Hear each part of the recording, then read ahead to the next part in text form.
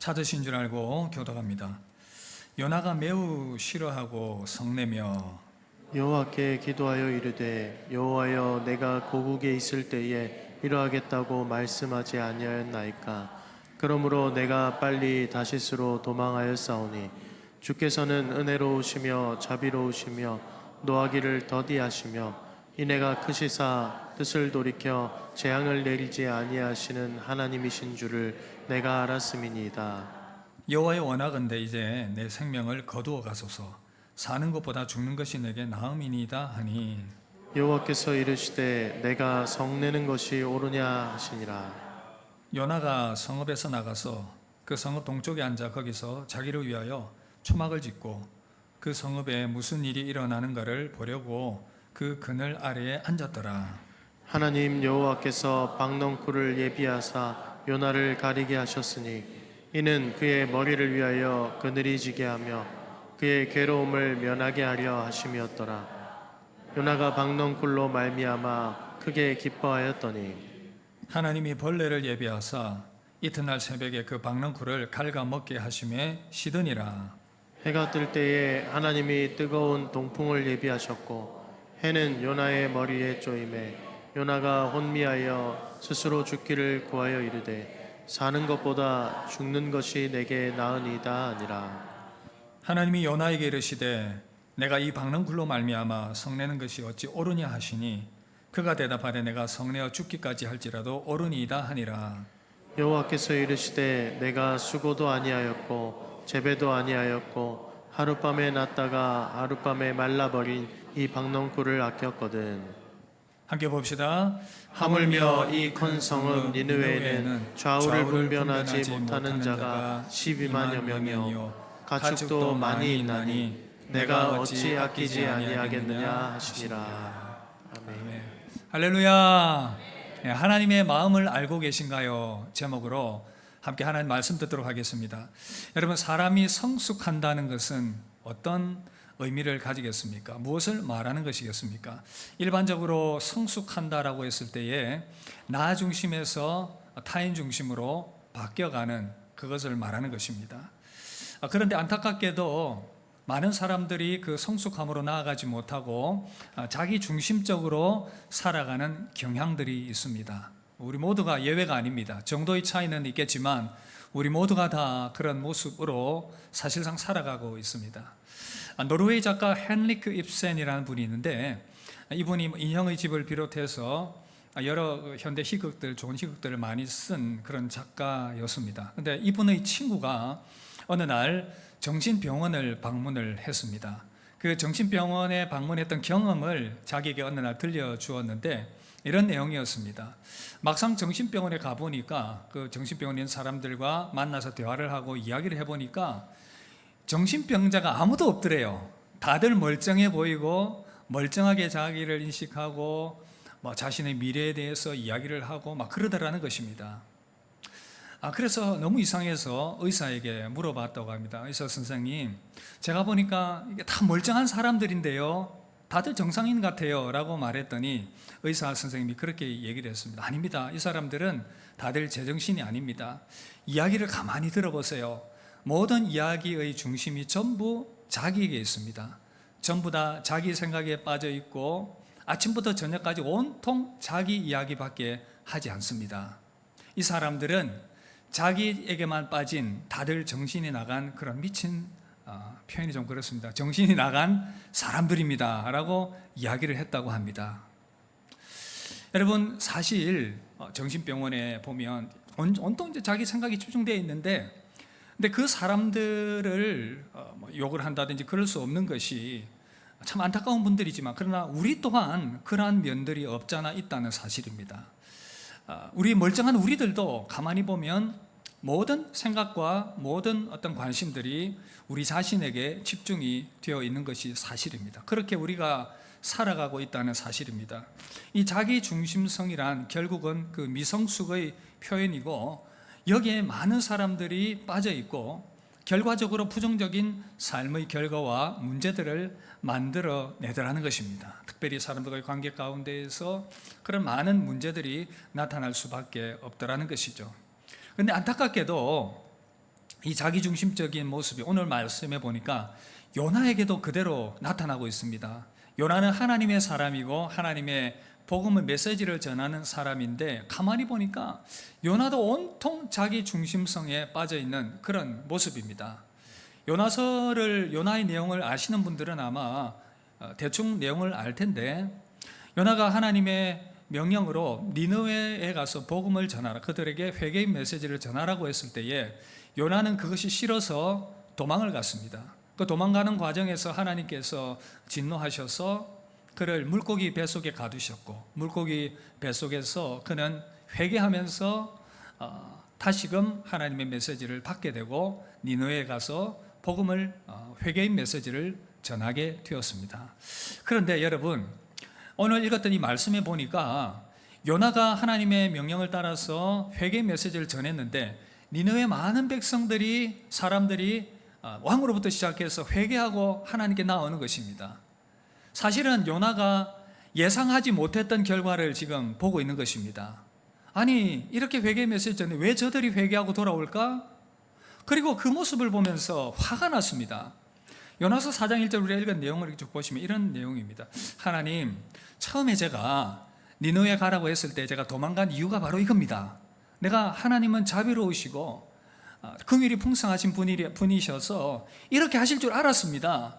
저 적국 니느웨 사람들 회개하라고 하면 회개하고 돌아와서 그러면 하나님 긍휼히 여겨주시고 불쌍히 여겨주시고 안아줄 것들 알았기 때문에 내가 이것을 도저히 못 볼 것 같아서 도망을 갔었는데, 막상 하나님의 명을 따라서 이렇게 복음을 메시지를 회개의 메시지 전했는데 이렇게 돌아온 것, 이거 정말 보니까 화가 납니다.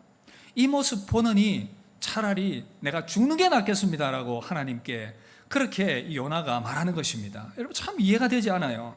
여러분, 왜 이렇게 요나가 화가 났는가? 가만히 보면 이 자기 민족 중심성, 우월성에 빠져 있어서 그런 것입니다. 우리는 선민이고 너희는 하나님의 버림받은 백성이고 죽어야 당연한데 왜 너희들이 회개하면서 하나님의 긍휼을 입느냐? 긍휼과 은혜를 입어야 될 대상은 우리 민족밖에 없는데 왜 너희들이 긍휼을 입고 있는 거냐? 왜 이런 상황이 일어나는지 하나님에 대해서 화를 내면서 내가 죽기까지 할지라도 이것이 옳다, 그렇게 하나님께 이야기합니다. 5절 보시면 요나가 성읍에 나가서 그 성읍 동쪽에 앉아 거기서 자기를 위하여 초막을 짓고 그 성읍에 무슨 일이 일어나는가를 보려고 그 그늘 아래에 앉았더라. 하나님, 한번 지켜보겠습니다. 하나님, 가만히 놔두지 마시고 하나님, 한번 제가 지켜보겠습니다. 그런 어떤 생각들, 악한 마음으로 지금 하나님을 향하여 나아가고 있는 요나의 모습이라는 것입니다. 여러분, 가만히 생각해 보면 이 요나의 모습 우리 가운데 있을 수도 있어요. 자기 중심성에 빠져 있는 그러한 모습들, 이것이 강하면 나의 가족, 나의 가족, 나의 교회, 나의 문화에 강하게 집착하게 되고 어떤 변화에 대해서 받아들이려고 하지 않습니다. 새로운 것을 거부하는, 나의 생각과 문화에 집착하는, 여러분, 그런데 신앙에서도 이런 모습이 나타나면 신앙의 배타주의적인 그런 모습이 나타날 수 있고 새로운 변화를 거부하며 새로운 사람들을 어쩌면 거부하는 그런 모습으로 안타깝게도 나타날 수가 있습니다. 지난번에 제가 소개했던 톰 레이너가 쓴 죽은 교회를 부고 말아, 이 책에 보면 또 다른 위험성에 대해서 얘기를 하는 부분들을 언급해드리고 싶은데 바로 요새화되어가는 교회의 위험성이다, 그렇게 얘기했습니다. 요새란 우리의 것을 지키려고 우리의 어떤 재산과 사람을 보호하려고 하는, 그래서 그 요새 안에 있는 모든 것들은 내가 외부의 위험으로부터 보호할 것이다. 진리를 보호하는 것은 괜찮으나 이렇게 다른 방향으로 이렇게 요새화되어 버린 교회들, 톰 레이너가 가만히 보니까 요새화되어 버린 교회들이 점점 더 죽어가고 있다는 것을 발견했습니다. 그래서 더 놀란 사실은 이 요새화되어 가고 있는 교회다라는 것을 그 교회는 인지하지 못하고 스스로 성도들도 그런 인식들을 가지지 못하고 있더라는 것입니다. 그것을 부인하는 것이죠. 톰 레이너는 이렇게 말합니다. 그들은 이곳은 우리의 요새이다, 외부인은 환영하지 않는다, 교회를 현재의 모습으로 유지하기 위해 죽을 때까지 싸울 것이라고 말한다. 그러나 그 죽음의 날은 그리 멀지 않았다. 여러분, 교회가 배타적으로 되면 이러한 모습으로 죽어가게 됩니다.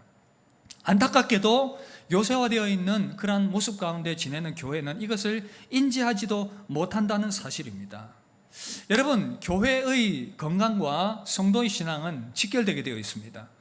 교회가 건강하든 상관없습니다. 아니지요. 왜냐하면 우리의 신앙이 교회에 소속되어 있기 때문에 교회가 건강해야 우리 신앙도 건강해질 수 있다는 사실입니다.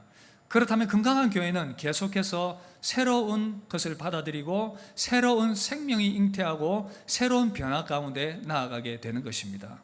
그래서 우리 교단 고신 교회도 이제 개혁 교회라고 얘기하는 이유가 거기에 있습니다. 리폼드, 계속해서 변형되어져 가는, 그래서 하나님의 은혜로 새로워지고 새롭게 전진해 나가는 교회가 바로 개혁 교회다, 그런 의미를 담고 있다는 사실입니다. 여러분, 그래서 건강한 교회는 계속해서 변화를 받아들이고 그런 선순환이 이루어지게 되는 것입니다. 그렇지 않으면 죽게 된다는 것이죠. 제가 이전에 한번 언급을 해드린 적이 있는데, 이스라엘에 가면 큰 두 개의 물의 근원이 있어요. 하나는 사해바다이고 또 하나는 갈릴리 호수입니다. 그런데 이 곳이 아주 달라요. 왜냐하면 사해바다는 그야말로 데드시, 죽어가는 바다입니다. 그 이유가 뭐냐면 물을 배출해내지 않기 때문이에요. 순환이 이루어지지 않기 때문이에요. 끊임없이 물이 요단강에서 흘러 들어오고 그 물이 갇혀지게 되는데, 물이 갇혀 있다 보니까 이상하게도 그 염도가 굉장히 높습니다. 한 30% 정도 염도를 가지고 있고 보통 바다의 한 10배 이상이 된다고 합니다. 근데 여러분, 이 염분 때문에 그곳은 생명이 살 수가 없습니다. 그 어떤 물고기도 살아갈 수 없는 곳이 바로 사해라는 것입니다. 그런가 하면 반대로 갈릴리 바다는 물이 요단강에서 유입해서 들어오고 순환이 이루어지고 물이 배출되는 그러한 선순환이 이루어지는 바다인 것입니다. 호수인 것입니다. 그곳에는 생명이 풍성합니다. 물고기들이 가득하고요, 살아있는 생명체들이 가득한 곳이 바로 이 갈릴리 호수라는 것입니다. 여러분, 우리 신앙도 그렇습니다. 사해바다처럼 물이 고여 있으면 썩을 수밖에 없고 생명이 살아갈 수 없습니다. 우리 안에는 계속해서 복음이 들어와야, 복음의 그 은혜가 새로워져야 되고, 복음이 우리 안에만 갇혀 있고 밖으로 흘러나가지 않으면 어떻게 될까요? 교회가 폐쇄적으로 되고 요새화가 되고 결국은 모르는 사이에 점점 더 죽어가게 된다는 것입니다. 사해바다와 같은 교회, 그러나 갈릴리 바다처럼 끊임없이 새로운 은혜와 새로운 문화와 새로운 변화를 수용하고 새로운 사람들이 들어오고 그 안에서 영적인 생명들이 태어나고 그 안에서 영적인 생명이 잉태하고 자라고, 그렇게 해서 계속해서 복음이 밖으로 향하게 되는 아름다운 선순환이 이루어지는 교회는 바로 갈릴리 바다와 같은 그런 교회다라는 것입니다. 우리 개인적인 신앙도 그러해야 되겠고 교회의 모습도 그러해야 될 줄 믿습니다. 사랑하는 성도 여러분, 우리 교회는 사해바다 같은 교회가 아니라 갈릴리 호수 같은 교회인 줄 믿습니다. 갈릴리 호수 같은 교회인 줄 믿습니다. 계속해서 우리 교회는 새 생명이 들어오고 우리 안에서 새로운 문화와 변화가 일어나고 우리 안에서 폐쇄적으로 머무르는 교회가 아니라 끊임없이 우리 안에서 갱신되어지며 세상을 향하여 복음이 증거되어지고, 그렇게 그 복음을 통하여 새로운 생명들이 들어오고 또 그들이 세워지고 그들이 아름답게 세상을 향하여 나아가는 선순환이 이루어지는 건강한 교회가 될 줄 믿습니다. 건강한 교회는 다른 교회가 아니라 순환이 잘 이루어지는 교회예요. 생명이 넘쳐나는 교회, 은혜가 숨쉬는 교회, 그렇게 우리 교회가 세워지게 될 줄 믿습니다. 생명이 넘쳐나는 교회가 될 줄 믿습니다. 그러려면 여러분 기억하십시오. 자기중심성에서 타인과 하나님 중심으로 계속해서 변화되어져 나가야 되고, 그러한 모습 가운데 있는지 그렇지 않는지를 우리가 점검해 보아야 한다는 것입니다. 여러분, 나만을 위한 신앙이 아니라, 우리 교회만을 위한 우리만의 신앙이 아니라 하나님을 위하고 이웃을 향하는 그 신앙, 그 중심이 되어야 우리는 건강한 교회, 성숙한 교회로 세워지게 될 수 있다는 사실입니다. 그래서 성숙한 성도와 교회는 바로 자기 중심성을 극복하고 타인과 하나님을 향하는 그 교회가 바로 건강하고 성숙한 교회인 줄 믿습니다. 우리가 그런 교회이고 계속해서 그렇게 전진해 나아가게 될 줄 믿습니다. 그렇다면 자기 중심성을 극복하고 성도가, 이 성숙한 성도와 교회가 되려면 어떻게 해야 되는가? 다 함께 따라합시다. 중요합니다. 하나님께서 소중히 여기시는 것을 우리도 소중히 여깁시다. 무슨 얘기인지 아시겠죠? 내가 내 중심이 아니라 하나님께서 소중하게 여기시는 것을 나도 소중하게 여길 줄 알아야 한다는 것입니다. 안타깝게도 요나는 하나님의 이 마음을 알지 못했어요. 그러자 하나님께서 실물 교육을 하십니다. 바로 박넝쿨을 이용한 실물 교육이었습니다. 앞서 말씀드렸던 것처럼 요나는 물고기 뱃속에서 회개하고 니느웨 백성들에게 말씀을 전했고, 그들이 회개하고 돌아온 모습 보면서 화가 나서 지금 초막을 짓고 한번 어떻게 저들이 망하는지, 하나님 심판하신지 한번 보자고 그렇게 자리를 잡고 있었습니다. 그때 하나님께서 그 요나의 강팍한 마음을 깨닫게 하기 위해서 박넝쿨을 준비하신 거예요. 박넝쿨을 준비해서 시원한 그늘을 만들어 주었습니다. 6절 보시면 요나가 박넝쿨로 말미암아 크게 기뻐하였더라. 그 뒤 햇볕에 박넝쿨이 그늘을 지우고 있으니 얼마나 좋았겠습니까? 시원했지요. 그런데 어느 순간 새벽에 하나님께서 벌레를 보내셔서 그 박넝쿨을 다 갉아먹게 하셨습니다. 그래서 곧 이 박넝쿨이 시들어버리고 벌레에 먹혀서 사라져버리게 되었습니다. 날이 밝았습니다. 요나가 박넝쿨이 사라지고 나니까 이 태양빛이 너무 뜨겁습니다. 뜨거운 바람까지 불어오니까 너무 화가 머리 끝까지 난 거예요. 또 화가 났습니다. 요나는 보니까 화가 많은 사람인 것 같아요. 분이 많은 사람인 것 같아요. 항상 화를 내고 다니는 것 같아요. 하나님, 사는 것보다 내가 죽는 것이 더 낫겠습니다. 더워서 죽겠습니다. 괴로워 죽겠어요. 그렇게 또 막 화를 내는 것입니다. 하나님께서 이 실물 교육을 통해서 분명하게 요나에게 알려줍니다. 요나야, 네가 소중하게 여기는 것 사라지니까 많이 화가 나지. 나도 내가 소중하게 여기는 것 있다. 그것 좀 관심 가지지 않겠냐. 하나님 지금 그걸 말씀하고 있다는 사실입니다. 그렇다면 하나님께서 소중하게 여기신 것이 무엇입니까? 바로 니느웨 백성들이었습니다. 요나는 여기에 더 뚜껑이 열립니다. 아니, 내가 정말 증오하는 저 니느웨 사람들, 우리의 적인, 아니 저들을 하나님께서 아끼신다고? 더 이해할 수 없는 화가 나는 것이죠. 하나님께서 요나에게 이렇게 소중하게 여기는 그 박넝쿨을 벌레에 먹게 하신 이후에 그 이유를 설명하고 있습니다. 4장 10절 11절을 함께 읽어볼까요? 내가 수고도 아니하여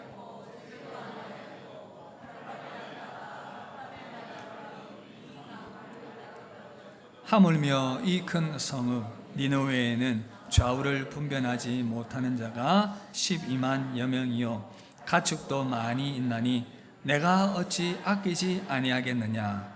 여러분, 하나님께서는 지금 요나가 박넝쿨을 소중하게 여기지만 니느웨 백성들을 하나님은 귀하게 여기고 소중하게 여긴다는 것을 이 박넝쿨이 벌레 먹는 것을 통해서 알려주셨다는 사실입니다. 그런데 여러분, 요나를 봅시다. 요나는 변함없이 이 박넝쿨에 집착하고 있습니다. 그것만을 붙들고 있습니다. 오직 박넝쿨만 관심을 가지는 요나의 모습. 결국 이렇게 자기중심적인 신앙과 태도는 이 박넝쿨이 사라지는 것을 통해서 막 화를 내는 그 요나의 모습을 통해서 다시 한 번 더 우리는 확인이 된다는 거예요. 자기가 애지중지하는 그 박넝쿨. 여러분, 요나가 그토록 사랑했던 박넝쿨, 어쩌면 우리가 그토록 사랑하는 박넝쿨일 수가 있다는 것입니다. 그것이 무엇이겠습니까? 요나에게는 그것이, 그리고 우리에게는 이것이 먼저는 이 자기중심성이라는 우상, 또는 그 우상의 박넝쿨일 수가 있습니다. 그 자기중심성, 이 이기주의적인 우상, 이것이 버려지지 않고 자기 생각만 고집하고 자기의 그 뜻만을 이루어지기를 원하고 자기 방식대로 뭐든지 되어야 된다는, 요나는 아직도 이것을 내려놓지 못하고 그 자기 이 우상을, 자기중심의 우상을 변함없이 여전히 붙들고 있다는 사실입니다. 우리도 마찬가지입니다. 자기중심적이고 이기주의적인 그 신앙, 타인을 배척하고 용납하지 못하고 용서하지 못하는 그 폐쇄적인 모습이, 이걸 내려놓지 못하는 거예요. 이 박넝쿨 너무 소중하게 내가 붙잡고 있는 것입니다. 그런가 하면 또 세상의 박넝쿨들, 좋은 것 얼마나 많습니까? 요나와 우리의 박넝쿨은 세상의 좋은 것들입니다. 참 떼약볕이 가득하고 힘든 이 세상 살아가는데 우리를 시원하게 해줄 수 있는 그 박넝쿨, 그걸 너무나도 우리는 소중하게 여깁니다. 이런 물질의 박넝쿨 얼마나 좋습니까? 그 돈과 재물이 있으면 얼마나 이 땅을 시원하게 살아갈 수 있습니까? 우린 그것에 아주 많은 집착을 가지고 있습니다. 그리고 사랑하는 사람들과 이 관계의 박넝쿨 너무 소중합니다. 이것을 너무나도 귀하게 여기고 있습니다. 그런가 하면 어떤 사람들은 자신의 그 생각과 사상의 박넝쿨, 정치의 박넝쿨일 수도 있겠죠. 그것을 너무 소중하게 여기며 그게 혹시나 벌레 먹거나 사라질 것 같으면 화를 내는 것입니다. 여러분뿐만 아니라 우리에게 있는 다른 많은 소중한 것들, 그리고 신앙의 박넝쿨도 있어요. 내가 그동안 이렇게 아름답게 교회를 섬겨왔다, 내가 이런 직분을 가졌다, 이런 모습이다, 내가 이런 결과의 인생, 참으로 사역의 열매와 결실들을 가져왔다, 그런 것들이 우리가 소중하게 여기는 박넝쿨들입니다. 이것을 우리는 너무나도 소중하게 붙들고 있고 이것을 지키려고 애를 쓰고 있습니다. 그런데 여러분, 때로는 하나님께서 우리가 그토록 소중하게 여기는 것이 벌레 먹게 하실 때가 있더라 그 말이죠. 조금씩 벌레 먹게 하고, 또 어떤 사람은 크게 벌레 먹기도 하고, 그런 상황이 생겨날 때에 우리는 화를 냅니다. 하나님께 짜증을 냅니다. 하나님 왜 이렇게 벌레 먹게 하셨습니까? 여러분, 서울의 오랜 세월 서울에서 강남에서 목회를 하신 어느 목사님께서 은퇴를 하시고 자신의 목회 인생을 돌아보면서 그런 이야기를 했습니다. 참 그 부자들 살아가면서 하나님께 부자 되게 해달라, 돈 많이 벌게 해달라 그렇게 기도했는데, 그렇게 진짜 돈을 많이 벌고 부자가 되었는데 겸손한 사람을 찾아보기가 힘들다는 것입니다. 다들 자기가 잘나서 그렇게 된 것이다, 그렇게 생각을 하더라는 거예요.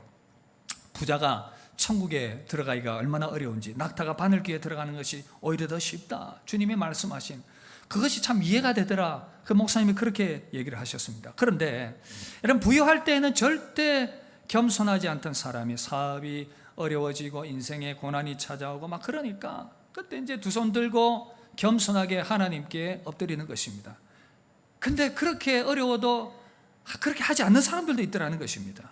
오히려 화를 내고 하나님을 향하여 분노하고 왜 이렇게 나를 만드시냐고, 요나가 자기 박넝쿨이 사라지자 화를 내는 것처럼 그런 모습이 나타나더라는 것입니다.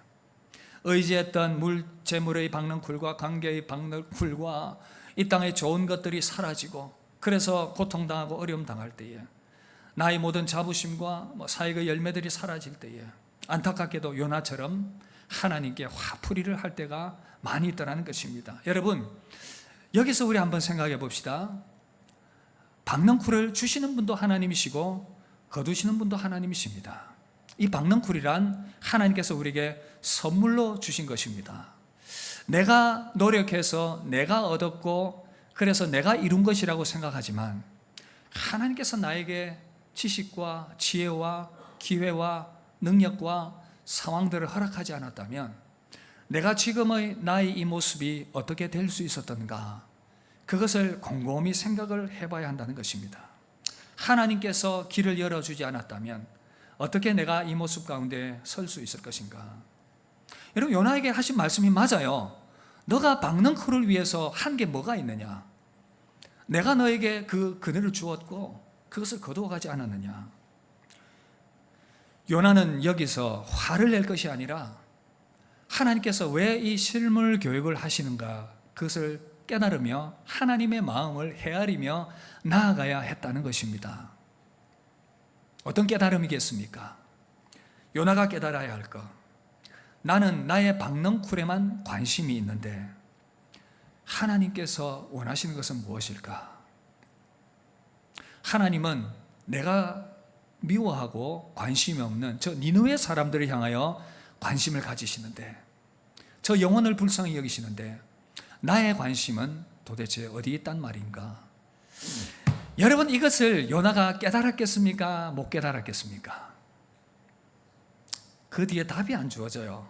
저도 궁금하긴 궁금한데 천국 가면 요나에게 물어봅시다. 당신 깨달았습니까? 그때 못 깨달았습니까? 여러분, 그렇습니다. 우리도 우리의 박넝쿨에만 집중하는 인생이 아니라 하나님의 마음을 알고 하나님께서 그렇다면 소중하게 여기시는 것이 무엇일까? 그것을 우리가 좀 생각하는 그런 성숙한 믿음의 사람이 되어야 되지 않겠습니까? 나는 그 내 박넝쿨을 너무 소중하게 여기고 사랑하고 아끼고 보호하는데 그렇다면 하나님께서 귀하게 여기시는 것은 무엇일까? 이것을 한번 좀 생각하는 것이 성숙한 성도의 모습이고 교회의 모습이 아니겠습니까? 여러분, 하나님의 마음을 알고 하나님께서 소중하게 여기시는 것을 나도 소중하게 여기게 되는 그런 은혜가 있기를, 그런 성숙함이 우리 가운데 있기를 주님의 이름으로 축복합니다. 그렇다면 구체적으로 우리는 어떻게 하나님께서 소중하게 여기시는 것을 우리도 소중하게 여길 수가 있겠습니까? 두 가지를 좀 적용을 하려고 합니다만, 첫 번째는요, 나의 박넝쿨을 내려놓아야 합니다. 함께 따라 합시다. 나의 박넝쿨을 내려놓읍시다. 벌써 이 말 듣자마자 가슴이 아픈 거예요. 하나님, 저는 불가능합니다. 내가 애지중지하는 그거 못 내려놓겠어요. 힘든 거예요. 여러분, 그런데 이거 내려놓아야 돼요. 왜냐하면 먼저는 이 자기 중심성의 이 박넝쿨을 내려놓아야 하나님께서 우리 안에 일하시고 더 성숙함으로 우리를 이끌어 가실 수 있어요. 그러나 우리는 모두가 다 여기에 부족합니다. 그리고 또 세상의 박넝쿨을 내려놓아야 합니다. 왜냐하면 이 세상의 박넝쿨 때문에 이것이 우리 눈을 가리워버리기 때문에 하나님께서 소중하게 여기시는 것을 바라볼 수 없게 만든다, 그 말이죠. 그래서 내가 붙들고 있는 그 박넝쿨에 온전히 사로잡혀 있으면 나는 평생 하나님의 마음을 1도 깨닫지 못하고 방황하며 이 땅을 그렇게 사는 거예요. 이거 얼마나 안타까운 인생입니까? 우리가 그럴 수 있다는 것이죠.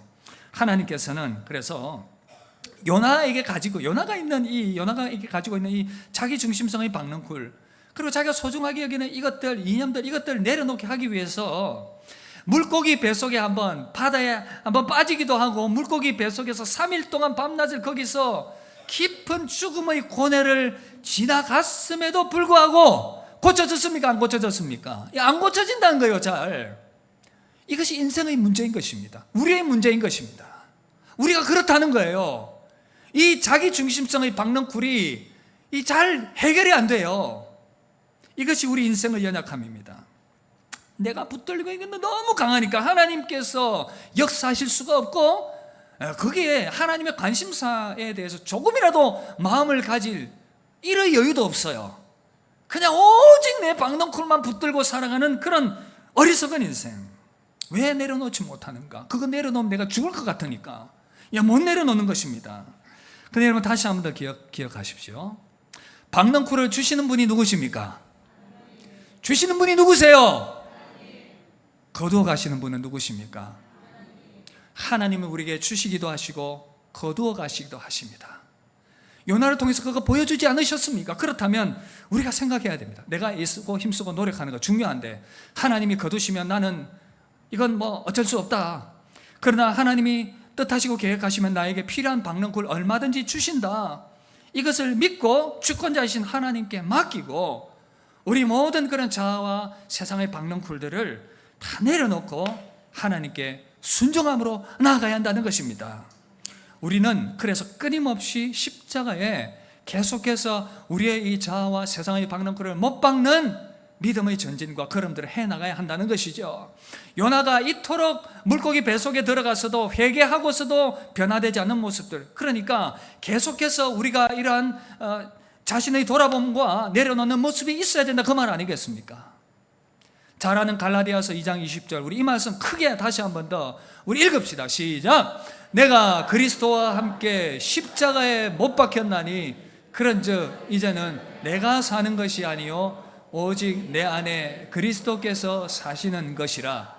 이제 내가 육체 가운데 사는 것은 나를 사랑하사 나를 위하여 자기 자신을 버리신 하나님의 아들을 믿는 믿음 안에서 사는 것이라. 할렐루야. 자, 말씀 띄워놓으시고, 내가 그리스도와 함께 십자가에 못 박혔습니다. 그렇다면 내 안에 사는 것은 예수님이십니다. 내가 육체 가운데 사는 것은 하나님의 아들을 믿는 그 믿음 안에서 살아가는 삶이 바로 나의 삶이라는 것을 다시 한 번 더 정립을 해야 된다, 그 말입니다. 그래서 끊임없이 우리는 내 안에 있는 이 박넝쿨을 내려놓는 훈련을 해야 됩니다. 나의 박능쿨을 내려놓고 주님의 십자가 붙잡으면 그때부터 하나님께서 일하십니다. 나의 인생이 단지 나의 박능쿨에 집착하는 인생이 아니라 더 높으신 부르심 가운데 부름을 받은 인생이라는 것을 조금씩 깨달아 알게 된다는 것입니다. 그렇게 맡기며 나아갈 때 하나님께서 우리에게 필요한 박능쿨들도 주시고 또 보호하시고 또 때로는 풍성하게 하시고 그런 은혜를 베풀어 주신다는 것입니다. 물에 빠졌을 때에 살기 위해서 막 허우적거리는 것이 아니라 힘을 빼야 돼요. 힘을 빼야지요. 힘을 빼고 물에 내 몸을 맡겨야 합니다. 인생의 풍랑에 물에 빠졌을 때에 허우적거리면서 그 박능쿨을 잡기 위해서 애쓰는 것이 아니라 주님의 십자가 붙들게 되게 주 이름으로 축복합니다. 주님의 십자가가 우리를 살리는 것이고 그 십자가가 우리를 세워가실 것입니다. 여러분, 점점 더 우리가 그렇게 나아갈 때에 하나님께서 나의 박능쿨을 보호하고 계시다는 것을 점점 더 우리는 경험하게 될 것이고 하나님께서 나의 박능쿨을 더욱더 세워가시는 것도 경험하게 될 것이고 하나님의 마음을 우리는 점점 더 이해하면서 나와 우리 교회가 나아가야 할 방향이 무엇인가를 다시 한 번 더 생각하게 될 것입니다. 박능쿨에 집착하는 생각들도 점점 변화되고 하나님 중심 신앙으로 하나님 기뻐하시는 그 마음으로 점점 더 변화되어져 갈 것입니다. 하나님 중심으로 하나님 기뻐하시는 믿음으로 그렇게 점점 더 아름답게 나아가는 저와 여러분들 되시기를 주 이름으로 축복합니다. 여러분, 하나님께서 소중하게 여기시는 것 소중하게 여길 수 있기 위해서 먼저 나의 붙들고 있는 그 박능쿨을 내려놓으라 도전했습니다. 하나님이 책임지십니다. 그 다음에 두 번째는 함께 따라합시다. 하나님의 관심에 집중합시다. 여러분, 우리는 이 세상의 썩어질 것들에 대해서 온통 관심이 있지만 하나님의 관심은 다른 데 있습니다.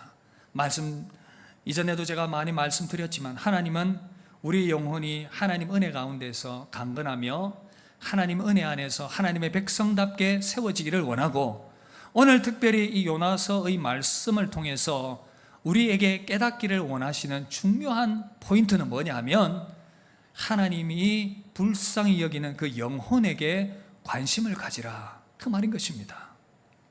여러분 보십시오. 하나님께서 요나는 오직 그 박능쿨에 관심이 있었지만 하나님께서는 죽어가는 니느웨 그 12만 명이 넘는 그 사람들을 불쌍히 여기신다, 그렇게 말씀하고 있습니다. 그 영혼이 지금 죽어가고 있기 때문에 요나를 급하게 파견하신 것입니다. 여러분, 하나님의 마음을 우리가 여러분 알아야 되겠습니다.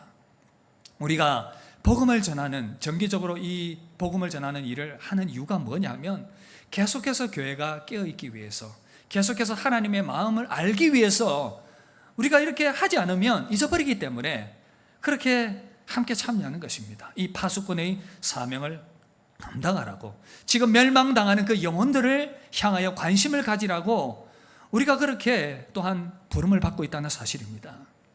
실제 미국 필라델피아에 오래전에 있었던 이야기인데 한 농부가 상점에서 물건을 구매를 하고 집으로 걸어가고 있었습니다. 이분의 집이 아마 철길을 따라서 저기 있던 좀 가면 있는 그런 곳이었던 것 같고 철길을 따라서 산 물건을 들고 걸어가고 있었습니다. 그런데 깜짝 놀랐습니다. 가만히 보니까 철길에 그 받침목들이 빠져나와 있었고 한 서너 개가 막 흩어져 있었고 철길이 휘어져 있는 그런 상황이었습니다. 이것을 보고는 깜짝 놀랐습니다. 저녁 시간이 되었습니다. 그런데 기차가 오는 소리가 들립니다. 저 멀리 기차가 오는 그 소리가 들리고, 그런데 만약 기차가 그것을 통과하게 된다면 타고 있는 많은 사람들이 죽게 될 것이기 때문에 이 농부는 순간적으로 판단합니다. 저 기차를 구해야 되겠다, 승객들을 살려야 되겠다. 고민 끝에 이 농부는 들고 있던 짐을 다 내팽개치고는 그 횃불을 높이 들었습니다. 그리고 불을 붙이고는 기차가 오는 곳을 향하여 달려갔습니다. 그리고 기차가 가까이 오자 그 기관사가 있는 곳을 향하여 횃불을 던졌습니다. 횃불을 맞은 이 기관사는 깜짝 놀랐습니다. 도대체 무슨 일인가? 순간적으로 위험이 찾아왔다는 것을 감지하고는 급하게 이 기관사가 기차를 세웠다고 합니다. 다행히도 기차가 멈추게 되었고 탈선을 막게 되었고 큰 사고를 막을 수가 있었다고 합니다. 여러분, 이 농부는 위기에 처한 많은 사람들을 구했습니다. 급박하기 때문에 그 횃불을 들고 그렇게 막았습니다. 여러분, 우리에게도 영혼을 살리고 사람을 살리라는 이 부르심이 있는 것 같아요. 이 부르심이 있습니다. 여러분, 이 농부처럼 요나처럼 지금 니느웨 백성들이 죽어가고 있기 때문에 이 복음을 전해라, 이 소식을 전해라. 여러분, 하나님의 관심사는 생명입니다. 여러분 믿으십니까? 하나님의 관심사는 생명입니다. 죄산 받지 못하여 죽어가고 있는 그 영혼들을 하나님은 사랑하시고 그들을 구원하길 원하십니다. 우리의 삶의 현장 가운데서 그래서 우리는 주변을 한번 돌아봅시다. 우리가 지금 급박하게 복음을 전해야 할 그 누군가가 있는가? 우리 주님, 우리를 위하여 이 땅에 오셨고 십자가 지시고 그 죽음을 통해서, 그 부활하심을 통해서 생명의 길을 보여주셨습니다. 하나님의 마음은 어떤 마음입니까? 디모데전서 2장 4절 보시면 우리 함께 읽을까요? 하나님은 모든 사람이 구원을 받으며 진리를 아는데 이르기를 원하시느니라. 여러분, 우리가 주변 사람들에게 이 하나님의 마음을 전하라고 이 전도의 시즌에 우리를 부르고 계십니다. 하나님의 마음을 이해하는 성도라면 우리 이 복음 전하는 기간 동안에 하나님의 마음에 동참할 수 있기를 바랍니다. 하나님의 마음을 헤아리고 영혼을 구원하는 일에 집중하는 그러한 계절이 될 수 있기를 바랍니다. 말씀을 마무리하고 다시 한번 더 여러분들 도전합니다. 요나서 마지막이 하나님의 질문으로 끝이 나요. 내가 어찌 아끼지 아니하겠느냐 하시니라. 저는 하나님의 의도가 있다고 생각해요. 뭔가 이렇게 깔끔하게 끝나지 않는 이 요나서의 마지막을 보면서 하나님은 요나를 향해서 그리고 오고 오는 저와 여러분들을 향해서 분명하게 들려주시고자 하시는 메시지가 무엇이겠습니까? 하나님의 그 본심을 알라는 것 아니겠습니까? 하나님의 마음을 알라는 것 아니겠습니까? 나는 죽어가는 니느웨 백성들에게 관심이 있다. 그들을 사랑한다. 이 시대를 향해서 우리에게 말씀하고 계십니다. 나는 지금 너희들의 주변에 죽어가는 영혼들에게 관심이 있다. 그들을 사랑한다. 오늘 하나님 우리에게 질문하십니다. 네가 박는 꿀을 아끼느냐? 이 질문 앞에서 우리는 이렇게 대답합니다. 주님, 이제는 내 박는 꿀이 아니라 주님이 귀하게 여기시는 그 영혼에 관심을 가지고 그들을 아끼겠습니다. 여러분, 그럴 때 우리 신앙은 한 단계 더 성장하고 교회가 더 살아나며 하나님의 마음이 더욱더 우리 가운데 깊이 느껴지게 될 줄 믿습니다. 우리를 향하신 하나님의 관심사, 여러분 많은 중요한 것들이 있지만 오늘 저는 저와 여러분들이 함께 여기에 집중하길 원합니다. 사랑하는 성도 여러분, 하나님은 영혼에 관심이 있으십니다. 하나님은 영혼에 관심이 있으십니다. 우리 함께 그 하나님의 관심에 동참하는 저와 여러분들 되시기를 주님 이름으로 축복합니다.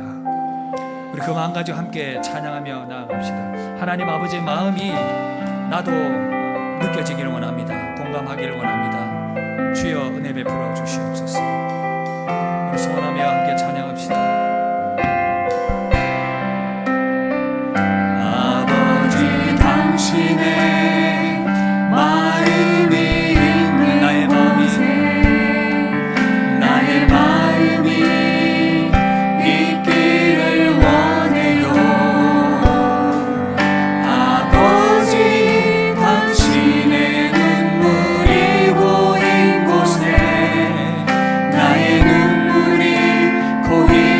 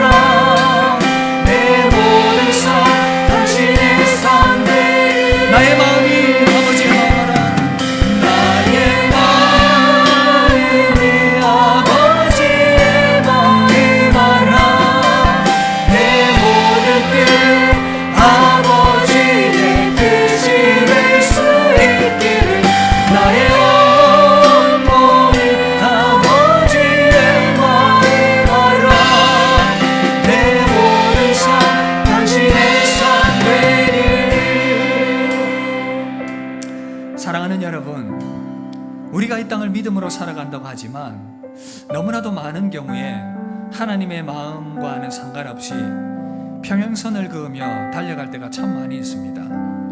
하나님의 관심은 하나님의 관심이고 나의 관심은 온통 나의 박넝쿨에 있습니다.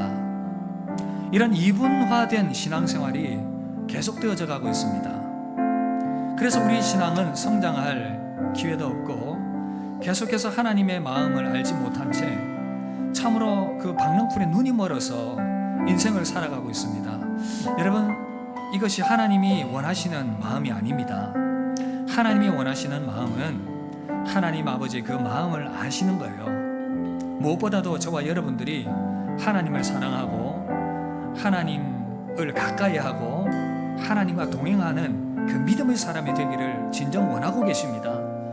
온통 박넝쿨에 우리의 관심이 집중된 인생이 아니라 하나님을 알고 하나님과 동행하는 인생, 그리고 좀 더 우리는 나아가서 하나님이 하시는 그 일에 동참하기를 원하는 그 사명 가운데 저와 여러분들을 부르고 계시다는 사실입니다. 여러분, 그래서 우리의 모든 것 내려놓고 다시 한 번 더 하나님의 마음에 집중하기를 원합니다. 우리 그렇게 기도합시다. 하나님, 나의 박넝쿨은 하나님께 맡겨드립니다. 하나님 주시기도 하시고 거두기도 하시는데, 그러나 하나님께서 우리의 박넝쿨 책임져 주시고 이제는 내가 하나님의 마음을 알아서 하나님의 그 사명에 동참하기를 원합니다. 내가 더욱더 하나님 가까이 하기를 원하고 하나님과 동행하기를 원하고, 또한 이 복음 증거하는 시즌에 하나님의 복음을 증거하는, 구원하는 그 생명의 일 가운데 나도 참여하기를 원합니다. 나와 이 일의 교회를 사용하여 주시옵소서. 주님께 집중하며 영혼에 집중하는 나 자신이 되게 하시고 그런 기회가 되게 하여 주시옵소서. 합심하여 한번 기도하며 나가도록 하겠습니다. 기도하겠습니다.